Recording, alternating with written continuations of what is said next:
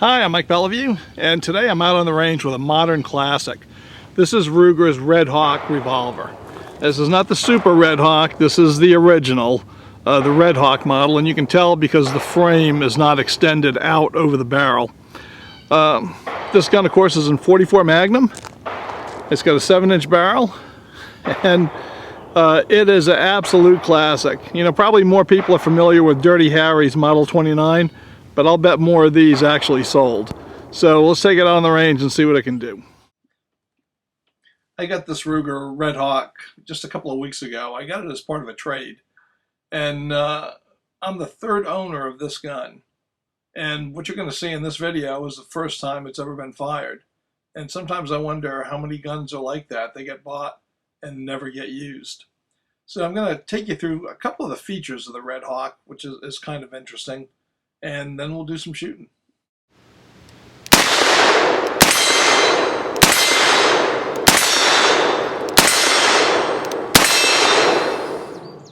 Now, the Ruger Redhawk is a massive gun. My gun with a 7.5-inch barrel weighs 3.5 pounds, and it's considerably bigger than the Smith & Wesson Model 29. It's almost over-engineered, and one of the features on the Redhawk is an extra cylinder latch at the front of the crane. And you can see it here in this picture. It's kind of like the Smith & Wesson New Century triple lock. You can shoot hotter loads through a Ruger Redhawk than you can through a Smith & Wesson Model 29. Another feature of the Redhawk is the single spring that controls both the trigger return and the hammer fall. And that's pretty unusual. Now, I think it's a really neat design, and it happens to make for a really smooth trigger pull. Unfortunately, it also seems to make for a fairly heavy trigger pull. I've got a 6.5-pound pull in single action and a 12-pound pull in double action. Doing any work to cut coils off of that spring or typical things to lighten up the trigger will give you a later trigger pull, but it also makes the guns unreliable. Now, I'm going to shoot this for a while, and if it doesn't lighten up through use, I'm probably going to put a spring kit in it and see how it does. The Super Redhawks do not use this arrangement. Like I said before, this Redhawk is a wicked big gun. It's kind of like a Ruger Security 6 on steroids. Now, for this video, I used all factory ammo, even though I do reload .44 Magnum. And I was using Remington 240 grain plated or jacketed soft points, I should say. And I find this to be very accurate ammo. I'm going to work it out with my hand loads as well, but I thought I'd just use factory for this first time out. Well, Evil Roy is 25 yards downrange, up to his old tricks, because he feels lucky, punk. So let's see if we can ruin his day with a .44 Magnum Redhawk. See if we can make some steel ring.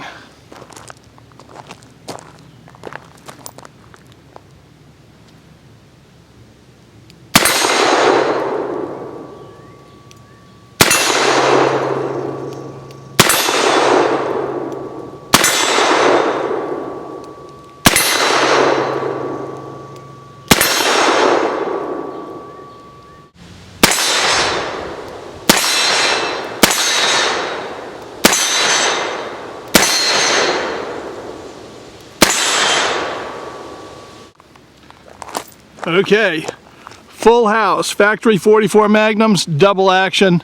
That ain't bad. I'll take it.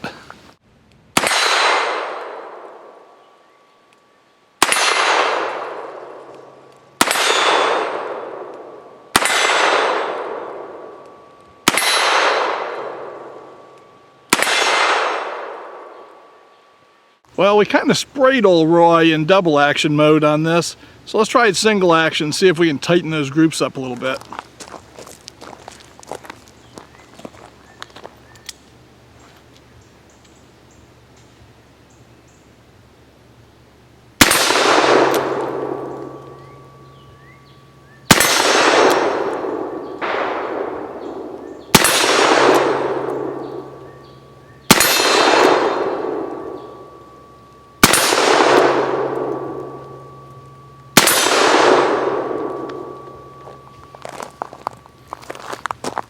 That's better.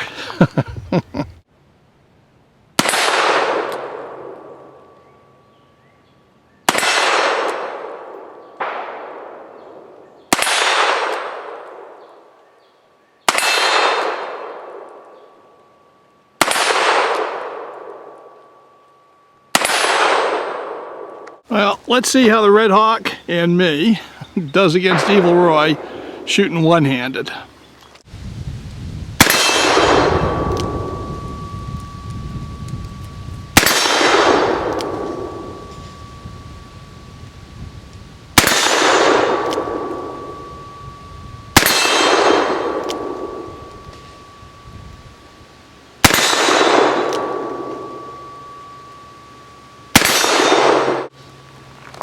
I'll tell you what, you know you're shooting a gun.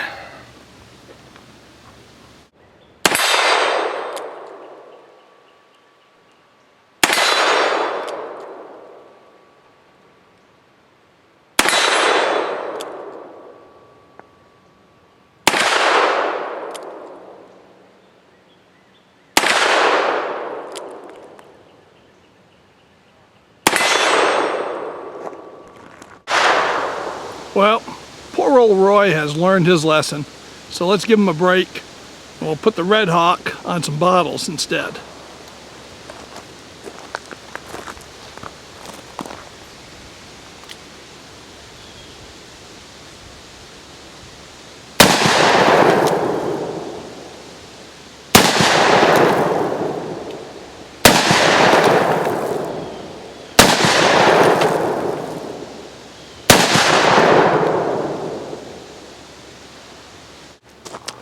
Well, let's give the Ruger Redhawk a try against the clay bird rack. See if I can hit any of them.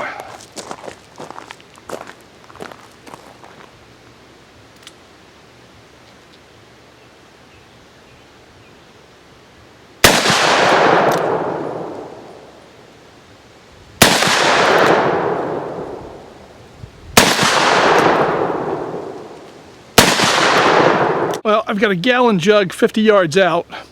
So much glare on the screen, I can't even tell if it's in the shot, so I hope it is. But let's see if I can get it with the Redhawk.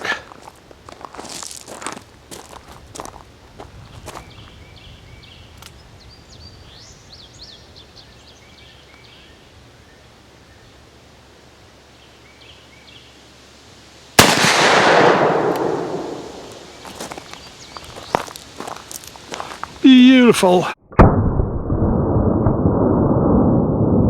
I drilled it dead center at 50 yards with a 44 Magnum. And it is killing me not knowing if I got it on video or not till I get home. Well, let's see what a 240 grain jacketed soft point does to a cabbage.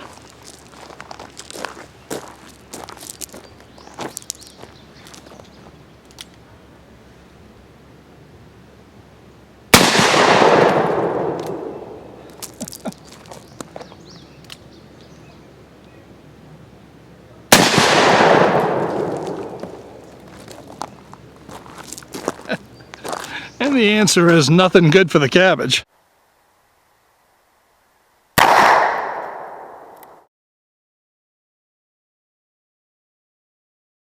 Well, let's see if we can lather up with the 44 Magnum.